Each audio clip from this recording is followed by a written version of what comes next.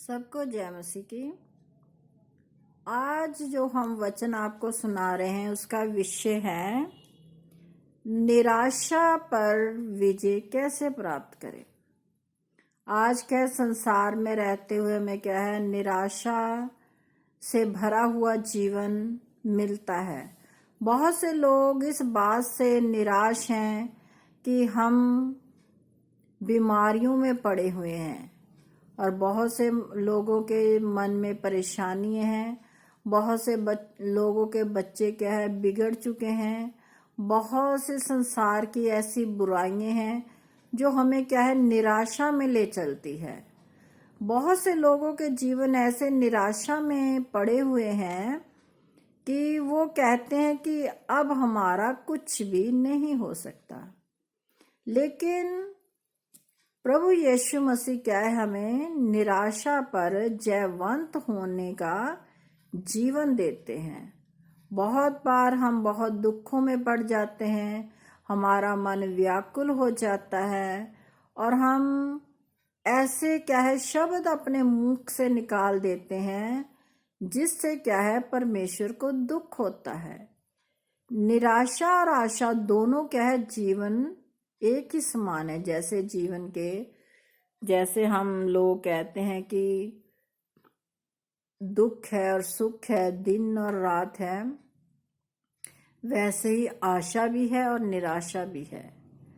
अगर आप आज निराशा में पड़े हुए हो तो निराशा के ऊपर आपने क्या है, जय प्राप्त करनी है। और जय आप कैसे प्राप्त करोगे? प्रभु के वचन को पढ़कर। वो प्रभु के वचन हमें क्या है, तसल्ली देते हैं। हमारे अंदर जो हिम्मत टूट जाती है उसे परमेश्वर का वचन क्या है, बढ़ाता है हमारी हिम्मत को और हमारे जीवन में एक ऐसा आनंद भर देता है कि फिर हमारे जीवन में निराशा नहीं रहती। तो आज हम पढ़ेंगे, हम आज वचन में आपको सुनाएंगे कि दाऊद बादशाह जो थे उनके जीवन में भी निराशा आई। आप जानते हैं कि दाऊद बादशाह जो थे एक राजा थे, लेकिन राजा होते हुए भी उनके जीवन में निराशा आई। सब लोग निराश हो जाते हैं बहुत बार अपने जीवन से। तो ये कहने का, कुछ लोग ये सोचते हैं कि मुझसे अच्छा तो वो इंसान है, उसके पास सुख संपत्ति है, बच्चे है, धन दौलत मान सम्मान है, सब कुछ है, वो परिवार बड़ा खुश रहने वाला परिवार है, प्रभु के वचनों पर चलने वाला परिवार है। लेकिन बहुत बार प्रभु के संग चलते चलते भी हमारे मन क्या है, व्याकुल हो जाते हैं इस संसार की परेशानियों से। तो हम पहले आपको वचन में सुनाते हैं दाऊद बादशाह के जीवन के बारे में कि जब उनके जीवन में निराशा आई तो उनके मुख से भी वचन निकले ऐसे। इसे हम पढ़ते हैं, भजन संहिता की पुस्तक है, उसका 42 अध्याय, उसकी 11 आयत है। हे मेरे प्राण, तू क्यों गिरा जाता है, तू अंदर ही अंदर क्यों व्याकुल है। यहाँ पर आप ने सुना कि दाऊद बादशाह अपने मन को कह रहे हैं, अपने आप से बातचीत कर रहे हैं कि हे मेरे प्राण, तू क्यों गिरा जाता है। कहने का भाव है उसके जीवन में निराशा आ गई। राजा होने के बाद भी उसका मन क्या है, निराश है। वो अपने मन को समझा रहा है कि हे मेरे मन, तू क्यों गिरा जाता है, तू अंदर ही अंदर क्यों व्याकुल है। बहुत बार क्या है, हम अंदर ही अंदर बहुत परेशान हो जाते हैं किसी की बात को लेकर, तो वो अपने मन को समझा रहा है कि तू अंदर ही अंदर क्यों व्याकुल है। परमेश्वर पर भरोसा रख, क्योंकि वह मेरे मुख की चमक और मेरा परमेश्वर है, मैं फिर उसका धन्यवाद करूंगा। तो वो अपने मन को समझा रहा है। जैसे हमारे मन में बहुत सी परेशानियां होगी, हम उदास हो गए हैं, निराश हो गए हैं, लेकिन वो कह रहा है कि परमेश्वर पर भरोसा रख। जब हम निराश हो जाएं किसी भी प्रकार से, आज हमारे जीवन में कोई बीमारी आ गई है तो हम निराश हो गए हैं, हमारा भरोसा क्या है परमेश्वर से उठ चुका है, तो हमें क्या है निराश नहीं होना। जब हम परमेश्वर का वचन पढ़ेंगे तो वो हमें ऐसी हिम्मत देगा, ऐसा बल देगा, जो कि हमारे हृदय को, जो निराशा भरा जीवन हमारा हो चुका है, उसे आनंद में जीवन बना देगा। तो वो क्या कह रहा है कि परमेश्वर पर भरोसा रख। कुछ भी हो जाए हमारे जीवन में तो हमें क्या है परमेश्वर के ऊपर भरोसा रखना चाहिए, पूरा भरोसा, ऊपरी दिल से नहीं, अपने भीतरी दिल से। और क्या है, क्योंकि वह मेरे मुख की चमक है। जब हम परमेश्वर पर भरोसा रखेंगे तो वो हमारे अंदर एक ऐसी खुशी भर देगा जिसकी चमक क्या है हमारे मुख से क्या है प्रकट हो जाएगी। जब आप देखिए कि इंसान खुश होता है तो उसके मुख से आप जान लेते हो कि ये इंसान खुश है।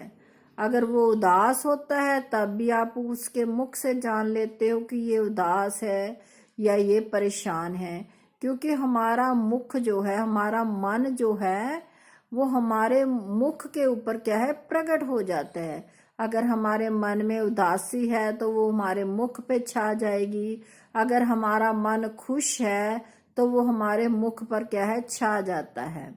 खुशी और गमी दोनों को क्या है हमारा मुख जो है वो प्रकट कर देता है, हमारी आंखें प्रकट कर देती है कि हम अंदर से खुश हैं या निराश हैं।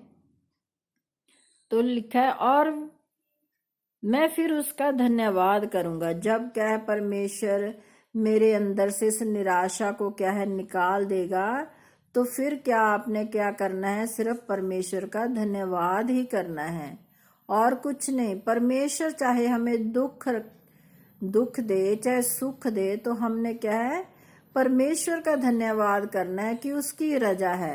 अगर परमेश्वर हमारा दुख में हमें देखकर, परमेश्वर को कभी नहीं अच्छा लगता कि उसके बच्चे किसी भी दुख में रहे, लेकिन क्या है परमेश्वर हमें क्या सोना बनाना चाहता है। परमेश्वर हमें परखना चाहता है कि आज ये दुख में पड़ा है, मैं इसे क्या है परख कर देखूं कि ये मेरे संग चलता भी है कि नहीं। इसलिए हमारे जीवन में निराशा आ जाती है, दुख आ जाता है, परेशानी आ जाती है। जब हम इस स्थिति से पार निकल जाते हैं, जब हम परमेश्वर पर भरोसा, यहाँ क्या लिखा है परमेश्वर पर भरोसा रख, हमें क्या है परमेश्वर के ऊपर क्या है अपना भरोसा रखना है। तब क्या है हमें वो एक ऐसा जीवन देता है जो क्या है किसी और को नहीं मिल सकता। ऐसी खुशी, ऐसा आनंद भरा जीवन हमें देता है। वो हमें क्या सोने की तरह ता देता है, हमें कुंदन बना देता है। तो आगे हम पढ़ते हैं भजन सहायता की ही 55 जबूर है, इसकी हम 5 आयत देखते हैं। भय और कपकपी ने मुझे पकड़ लिया है और भय के कारण मेरे रोए रोए खड़े हो गए हैं। तो यहाँ क्या लिखता है, बहुत बार हमारे मन में भय हो जाता है। भय हमें किसी भी प्रकार का हो सकता है, चाहे वो हमारी भय मृत्यु का भय हो, जब हम बहुत परेशान हो जाते हैं, जब बीमारी में आ जाते हैं, जब हमारी बीमारी हमारे सहने से बाहर हो जाती है, तो हम ये सोचने लग जाते हैं कि इससे अच्छा है कि मैं मर जाऊं। बहुत से लोग ऐसा ही कहते हैं कि जब उनके बर्दाश्त से बाहर चला जाता है सब कुछ, तो वो यही कहने लग जाते हैं कि इससे अच्छा है कि मैं मर जाऊं। लेकिन परमेश्वर हमें जीवन देने वाला परमेश्वर है, वो हमें मरने नहीं देता, और वो क्या है हमें वहां से निकालता है। उस बीमारी से परमेश्वर अपना हाथ बढ़ाता है हमारी तरफ और हमारे अंदर जो भय होता है, मौत का भय हो जाता है, उस भय को क्या है, परमेश्वर क्या है, दूर कर देता है। और क्या है, कपकपी, हम कांपने लग जाते हैं। बहुत बार हम ऊपर से तो कह देते हैं कि इससे अच्छा है कि मैं मर जाऊं, लेकिन क्या है, हमारे अंदर फिर भी एक भय है, एक कपकपी रहती है। नहीं नहीं, फिर हम कहते हैं नहीं नहीं, क्योंकि मैं मरना नहीं चाहता। कोई इंसान मरना नहीं चाहता, चाहे इंसान कितना भी बूढ़ा क्यों ना हो जाए, कोई इंसान नहीं चाहता कि मैं संसार को छोड़कर चला जाऊं। हर एक इंसान क्या चाहता है कि मुझे जीवन मिले, और जीवन कौन देता है, परमेश्वर। तो आगे वो क्या कहते हैं, अपना बोझ यहोवा पर डाल दे, वह तुझे संभाल लेगा, वह धर्मी को कभी टलने ना देगा। तो यहाँ पर क्या प्रभु का वचन हमें सिखा रहा है कि अपना बोझ, अपनी सारी चिंता, अपनी सारी परेशानी हमने किस पर डाल देनी है, परमेश्वर के ऊपर। कि मेरा प्रभु क्या है, मेरे सारे रोग को चंगा करेगा, मेरे वो बोझ को हल्का करेगा, मेरी परेशानी को वो दूर करेगा। तो यहाँ पर लिखा है कि सब कुछ, हमारी चिंताएं, हमारी बीमारियां, हमारी परेशानियां, अपना बोझ क्या कह रहा है, वो यहोवा पर डाल दे, परमेश्वर पर डाल दे। वो क्या है, तुझे संभाल लेगा। परमेश्वर हमें क्या है, संभालता है। जैसे एक दुनियावी माँ बाप अपने बच्चों को संभालते हैं। जब देखिए कि आप पेरेंट्स लोग जो होते हैं, अगर उनका कोई बच्चा बीमार हो जाता है, अगर उनके घर में 2-4 बच्चे हैं, अगर उनमें से कोई एक बच्चा बीमार हो जाता है, तो वो अपने बच्चे को लेकर कितना भाग दौड़ करते हैं, उसे बचाने के लिए, उसकी बीमारी का इलाज कराने के लिए। अगर वो ये सोचे कि कोई बात नहीं, हमारा ये एक बच्चा बीमार हो गया है, अगर ये मर भी जाएगा तो हमारे पास 2-3 और बच्चे और हैं, लेकिन वो क्या करते हैं, उन 2-3 बच्चों को छोड़कर जो उनके पास है, उस बीमार बच्चे को लेकर भागे भागे फिरते हैं। क्योंकि जितना प्यार वो अपने दूसरे बच्चों से करते हैं, वो उस बीमार बच्चे से भी अपना प्यार उतना ही करते हैं। क्योंकि माँ बाप अपने बच्चों से बहुत ज़्यादा प्यार करते हैं, और कोई भी माँ बाप नहीं चाहता कि मेरा बेटा बेटी, चाहे उसके कितने भी बच्चे क्यों ना हो, उनमें से एक भी नाश हो जाए। ऐसे ही हमारा प्रभु यीशु मसीह है। चाहे हम उसके बहुत सारी संतान हैं, धरती पर क्या है, हम उसके बहुत से बेटे बेटियां हैं, लेकिन प्रभु यीशु मसीह नहीं चाहते कि मेरे बच्चे कभी भी नाश हो या वो निराशा में रहें। वो हमारे जीवन में क्या है, अपनी आशा को उत्पन्न करते हैं। वह धर्मी को कभी टलने ना देगा, क्योंकि जो धर्मी लोग हैं, जो परमेश्वर पर भरोसा रखते हैं, वो उनका विश्वास को कभी नहीं टलने देता, वो उनके साथ ही रहता है। आगे है, जिस समय मुझे डर लगेगा मैं तुझ पर भरोसा रखूंगा, परमेश्वर की सहायता से मैं उसके वचन की प्रशंसा करूंगा। परमेश्वर पर मैंने भरोसा रखा है, मैं ना डरूंगा, कोई प्राणी मेरा क्या कर सकता है। तो यहाँ पर आपने सुन लिया कि दाऊद बादशाह कह रहे हैं कि जब भी मुझे डर लगेगा, किसी भी प्रकार का डर हो, वो कहता है कि जब भी मुझे डर लगेगा तो मैं किस पे भरोसा रखूंगा, परमेश्वर के ऊपर। मेरा भरोसा किस पर होना चाहिए, परमेश्वर के ऊपर होना चाहिए। परमेश्वर की सहायता से, जब परमेश्वर मेरी सहायता करेगा, मैं उसके वचन की प्रशंसा करूंगा। जो प्रभु यीशु मसीह ने अपने मुख से वचन निकाले हुए हैं, वो वचन सच्चे हैं, ताए हुए वचन हैं। तो वो क्या कहता है कि मैं उनकी प्रशंसा करूंगा। तो फिर परमेश्वर क्या करेगा? परमेश्वर पर मैंने भरोसा रखा है, मैं ना डरूंगा।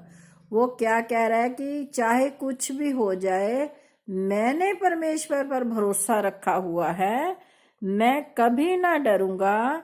कोई प्राणी मेरा क्या कर सकता है? यहाँ पर उसके अंदर क्या है? एक दिलेरी की आत्मा परमेश्वर ने भर दी।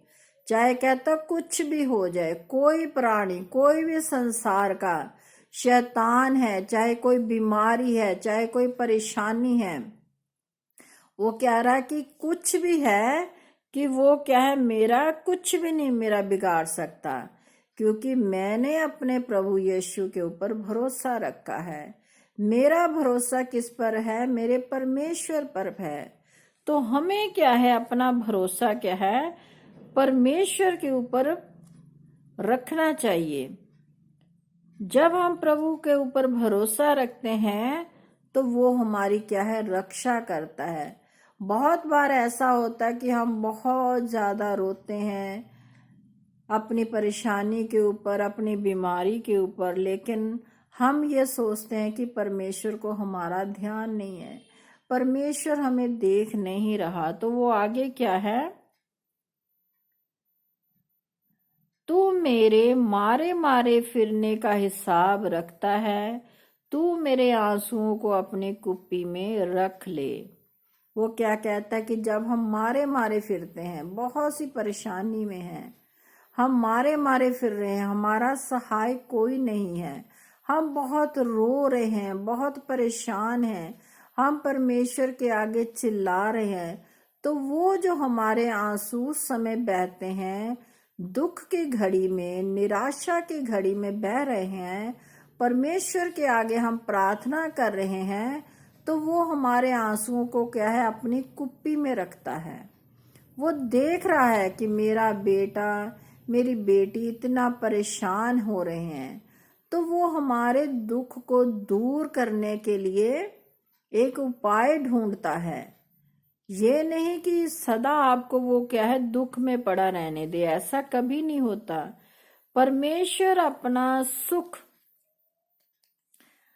हमारी शांति के लिए ऐसी योजना बना देता है कि वो शांति फिर क्या है? हमारे जीवन में हमेशा रहती है, जो परमेश्वर हमें देता है।